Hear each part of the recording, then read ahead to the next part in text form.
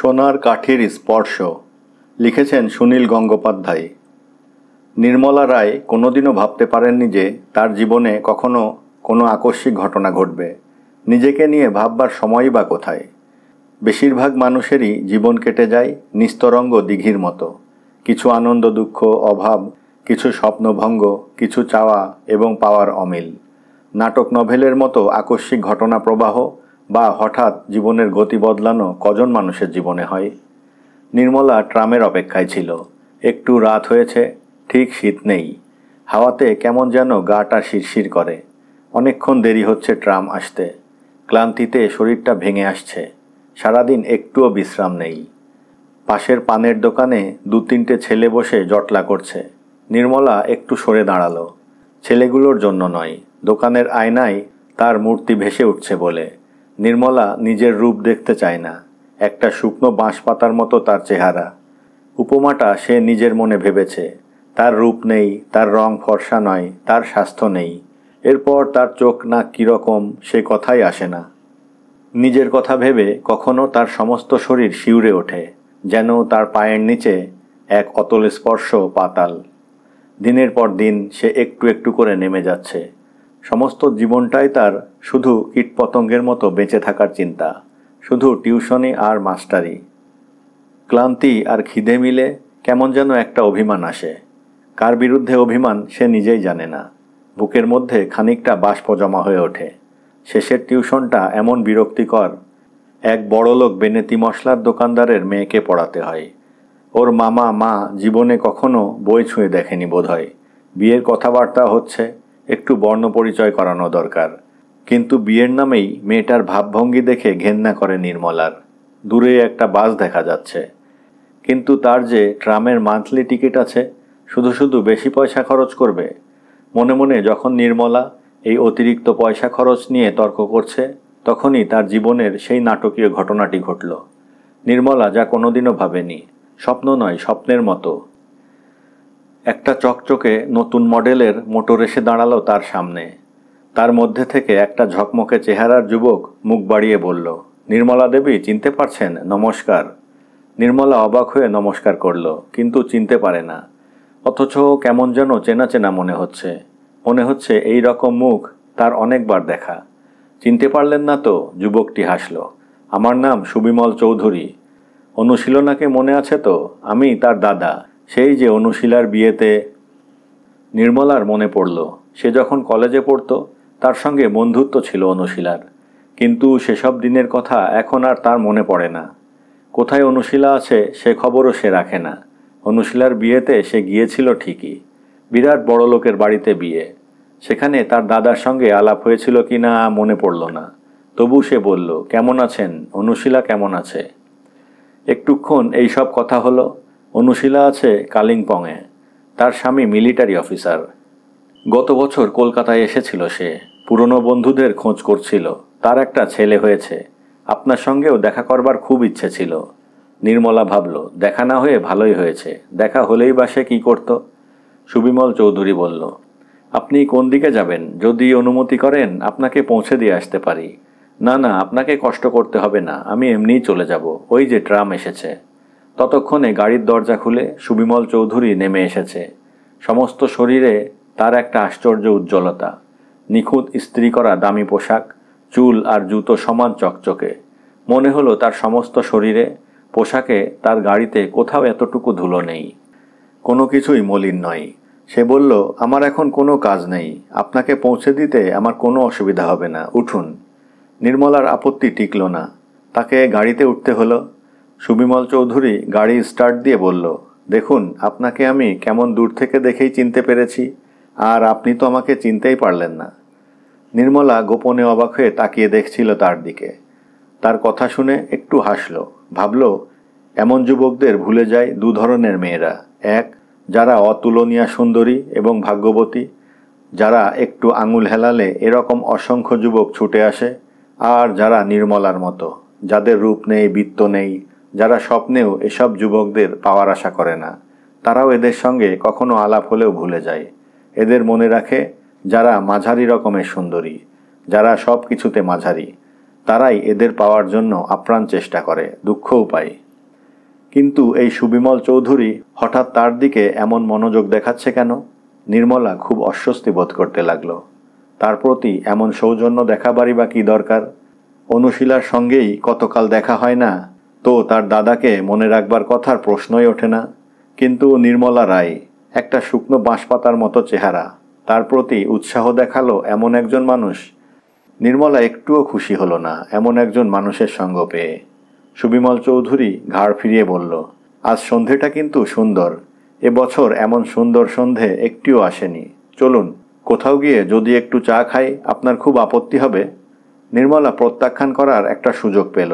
বলল, দোকানে চা খেতে আমার একেবারে ভালো লাগে না, আপনি আমাকে এখানেই নামিয়ে দিন। না না, কি আশ্চর্য! সুবিমল সঙ্গে সঙ্গে বাধা দিল নির্মলাকে। চা খাওয়াটা না হয় বন্ধ থাক।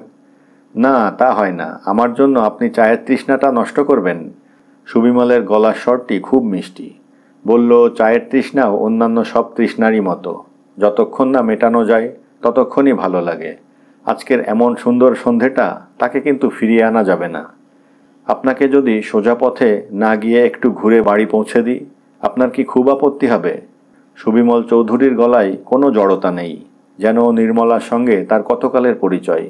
যার সঙ্গে আলাপের কথা নির্মলা মনেও করতে পারে না, সে কি করে তাকে রাত্রিবেলা গাড়িতে করে বেড়াবার কথা বলতে পারে? তবু সুবিমল চৌধুরীর গলায় কি যেন আছে, তার কথায় আপত্তি করা যায় না।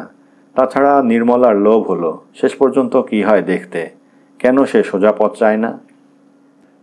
খুব দামি গাড়ি সুবিমল চৌধুরীর, চলবার সময় প্রায় শব্দ হয় না। গঙ্গার পাড় ধরে চলেছে, অন্ধকার। সামনের সিটের এক কোণে নির্মলা রায়, এক কোণে সুবিমল চৌধুরী।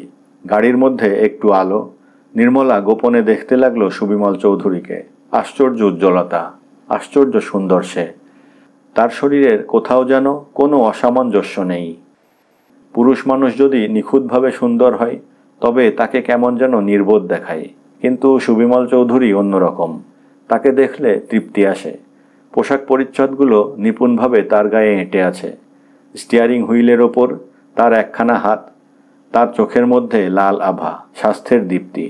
তার পাশে নির্মলা দেখল নিজেকে, একটা শুকনো বাঁশপাতার মতো চেহারা। ধপধপে তাঁতের শাড়িখানা যেন তাকে বিদ্রূপ করছে। তার হাতের আঙুলগুলোও কেমন যেন ফ্যাকাশে, রুগ্ন মনে হচ্ছে। সমস্ত দিকে তার দুঃখ আর অভিশাপ। তার বাবার হাঁফানি রোগ, প্রেসের কম্পোজিটরের কাজ। তারা 4 বোন, একটা ভাইও নেই। প্রত্যেকটা বোন তারই মতো দেখতে। বাড়িতে প্রতিদিন কারণে অকারণে বাবা মা বোনেদের মধ্যে ঝগড়া। গরিব হলে ঝগড়ার কোনো কারণ দরকার হয় না। যাদব সরকার বাইলেনের অন্ধকার ঘরের নির্মলা রায় বসে আছে এই দামি গাড়িতে, এখনও তার বিশ্বাস হচ্ছে না। হঠাৎ নির্মলা নিজেকে ভীষণ অসহায় মনে করতে লাগলো। মনে হলো তাকে বাঁচাবার কেউ নেই। এই যুবকটি তাকে মহত্ব দেখাতে এসেছে, কৃপা করে তাকে কৃতার্থ করতে এসেছে। সে কত বড় লোক, কত সুন্দর। সে দয়া করে এই কুরূপা মেয়েটির সঙ্গে আজ এই সন্ধেটা বিসর্জন দিতে এসেছে। নির্মলার আর কিছু ছিল না, কিন্তু আত্মসম্মানটুকু ছিল, তাও সে হারাতে বসেছে। গাড়িটা কলকাতার ভিড় ছাড়িয়ে একটু বাইরে এসেছে। একটুক্ষণ চুপ করে থেকে কথা বলল সুবিমল চৌধুরী। আপনি হয়তো বিশ্বাস করবেন না নির্মলা দেবী, আপনাকে আমি খুঁজছিলাম। প্রথম যেদিন আমি আপনাকে দেখি তারপর থেকেই আমি আপনার কথা ভেবেছি। নির্মলা চুপ করে রইল। মনে মনে বলল, মিথ্যে কথা। এসব কথা মেয়েদের কাছে এসে বলতে হয়। স্তুতি মেয়েদের প্রাপ্য, কিন্তু তার কাছে স্তুতি কেন? সে কি স্তুতির যোগ্য? তার কি দেওয়ার আছে? সুবিমলের গলায় একটু দ্বিধা নেই, একটুও মনে হয় না সে বানিয়ে বলছে। বলল, শিলার বিয়েতে ওর অনেক বন্ধু এসেছিল, তাদের কয়েকজনকে আমি চিনতাম আগে থেকে, কিন্তু একঘর মেয়ের মধ্যে প্রথম আপনার ওপরই চোখ পড়ে। মিথ্যে মিথ্যে, আপনার ওই চোখ, অমন উজ্জ্বল, অমন গভীর চোখ আমি আর কখনো দেখিনি। মিথ্যে মিথ্যে। নির্মলা চোখ বুঝল, তার গা হাত পা কাঁপছে। এসব কি শুনছে সে? এরকম দুর্বোধ্য কথা সে কখনো শোনেনি। সে একটা কথাও বলতে পারল না। সুবিমল এক ঝলক তাকিয়ে দেখল নির্মলার দিকে, একটু সরে এলো। নির্মলার একটা হাত ধরল সে। আপনি কি মনে করবেন জানি না, আমি... ছাড়ুন। নির্মলা একটানে নিজের হাতটা ছাড়িয়ে নিল। এইবার সে বুঝতে পেরেছে সব, সমস্ত কিছুই দিনের আলোর মতো স্পষ্ট। বলল, আপনি গাড়ি থামান, আমি এখানেই নেমে যাব। সুবিমল হাত ছাড়িয়ে নিয়ে একটা অস্ফুট শব্দ করল। নির্মলার সমস্ত লজ্জা, সমস্ত দ্বিধা চলে গেছে। একটুও ভয় পেল না সে। সুবিমলের দিকে স্থিরভাবে তাকিয়ে বলল, সত্যি করে বলুন, আপনি কে? কি আপনার উদ্দেশ্য? অনুশীলার কোনো দাদার কথা আমার মনে নেই। যতদূর মনে পড়েছে তার বিয়ের সময় কোনো লোকের সঙ্গে আমার আলাপ হয়নি। আপনি কে? সুবিমল একটুক্ষণ চুপ করে রইল। তার আশ্চর্য সুন্দর মুখে একটা রেখাও বদলালো না। নির্মলার দিকে চেয়ে একটু হেসে বলল, আপনি সত্যি আমাকে এখনও চিনতে পারেননি? না, একবার মনে হচ্ছে আপনি একটি প্রতারক, সভ্যতার সৌজন্যের মুখোশ পরে এসেছেন। কখনো মনে হচ্ছে আপনি একটি ভাবপ্রবণ মাতাল, কি করছেন আপনার নিজের খেয়াল নেই। আর কখনো মনে হচ্ছে আপনি সাক্ষাৎ স্বর্গ থেকে নেমে এসেছেন। আমার মতো সামান্য মেয়েদের দয়া করাই আপনার পেশা। সুবিমল বলল, আর থাক, আপনি গাড়ির দরজা খুলে দিন, আমি এখানেই নেমে যাব। সুবিমল চমকে উঠল। সে কি, এত দূরে এই অন্ধকার রাস্তায়? হ্যাঁ, এখানেই। গাড়ির মধ্যেও কম অন্ধকার নয়। নির্মলার প্রত্যেকটা কথা উঁচু সুরে বাঁধা, যেন ঝনঝন করছে। ভয়ানক উত্তেজিত হয়ে পড়েছে সে। কলকাতা ছাড়িয়ে এসে নির্জন পথে গাড়ি থেমে আছে। একঘেয়ে ঝিঝির ডাক, গাছের পাতার শব্দ, অন্ধকার রাত। সুবিমল বলল, না, তা হয় না। এখানে পথে চোর ডাকাতের ভয় আছে। চোর ডাকাতেরা আমাকে ছেড়ে দেবে। আমার কাছ থেকে তাদের নেওয়ার কিছু নেই। সুবিমল বলতে গেল, আপনি ভুল করছেন। নির্মলা তাকে চুপ করিয়ে দিল। হঠাৎ নির্মলা দুহাতে মুখ ঢেকে ছেলে মানুষের মতো কেঁদে ফেলল। কান্না মেশানো গলায় বলল, বলুন আপনি কে? কেন এসেছেন আমার কাছে? আমাকে অপমান করবার, আমার চেহারা নিয়ে বিদ্রূপ করবার অধিকার কে দিয়েছে আপনাকে? কে চেয়েছে আপনার দয়া? মানুষের বাইরের রূপটুকুই বুঝি সব? নির্মলা কথা বলল না, কাঁদতে লাগলো শুধু। কান্নার আবেগে তার সমস্ত শরীরটা ফুলে ফুলে উঠেছে। ওসব কথা শুনলে তার ন্যাকামি মনে হয়। বাইরের চেহারাটা কদাকার হলে ভেতরের রূপ কে দেখতে চায়? সুবিমল অত্যন্ত ধীর এবং শান্ত গলায় বলল, আপনি যখন আমাকে চিনতে পারেননি, তখন আর আমার অন্য কিছু পরিচয় দেওয়ার নেই। আমাকে আপনি বিশ্বাস করুন। আপনাকে আমি বাড়িতে পৌঁছে দিয়ে আসছি। সমস্ত ফেরার পথটাই একটাও কথা হলো না। নির্মলা শুধু সেই হাতে মুখ ঢেকে চুপ করে বসে রইল। শুধু একটানা মৃদু শব্দ শোনা যেতে লাগলো, যন্ত্রের কিংবা কান্নার। নির্মলার বাড়ির গলিতে গাড়ি ঢোকে না। একটু দূরে বড় রাস্তায় গাড়ি থামল। নির্মলা একটিও কথা না বলে নেমে গেল গাড়ি থেকে। যতক্ষণ গলির মধ্যে নির্মলাকে দেখা গেল, ততক্ষণ গাড়িটা দাঁড়িয়ে রইল। তারপর আস্তে আস্তে চলে গেল। নির্মলা একবারও ফিরে তাকালো না যুবকটির দিকে। বাড়িতে ঢুকবার আগে নির্মলা যেন নিজেকে ফিরে পেল, নিজেকে প্রস্তুত করে নিল একটু। এতক্ষণ সে কোথায় ছিল? এই তো তার নিজের জায়গা, তার চিরকালের জায়গা। প্রতিদিনের মতো ক্লান্ত অবসন্ন নির্মলা রায়। বাড়িতে 5 ঘর ভাড়াটে। একটু রাত হয়েছে, তাই কলকাকলি একটু কম। তাদের ঘরেও সকলের খাওয়া হয়ে গেছে।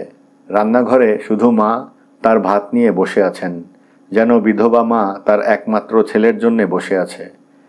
নির্মলা একমাত্র ছেলেরই মতো। তারই টিউশন মাস্টারিতে সংসার চলে। কিছু খেতে পারল না নির্মলা। অন্য দিনের চেয়ে আজ আরও অনেক অনেক ক্লান্তি লাগছে। নির্মলা কাপড়টা পর্যন্ত বদলালো না। কিছুক্ষণ নিঝুম হয়ে বসে রইল। 3টে বোন শুয়ে আছে। 9 থেকে 20-র মধ্যে বয়স। প্রত্যেকেই কালো, কেউই সুন্দরী নয়। এদের একদিন কেউ এসে হয়তো অপমান করে যাবে, দয়া দেখাতে আসবে। নির্মলা দেওয়ালের কাছে আয়নাটার সামনে গিয়ে দাঁড়ালো। রাত্রে মেয়েদের আয়নায় মুখ দেখতে নেই। নির্মলা দেখল, তার মুখে এখনও চোখের জলের দাগ শুকোয়নি। আয়নার মধ্যে যেন দেখা গেল সেই যুবকটিকে, সুবিমল চৌধুরী। ওই লোকটা আজ তাকে স্পর্শ করেছে। তার 26 বছরের জীবনে কখনো এমন হয়নি। ওই লোকটাকে সে ঘৃণা করবে? ওকে ভুলে যাওয়াই উচিত। সত্যি ও কে, কোথা থেকে এসেছিল? ও তো ইচ্ছে করলেই কত সুন্দরী মেয়েদের পেতে পারে। তবু নির্মলাকে ছুঁতে এসেছিল কেন? দিদি, তুই শুবি না?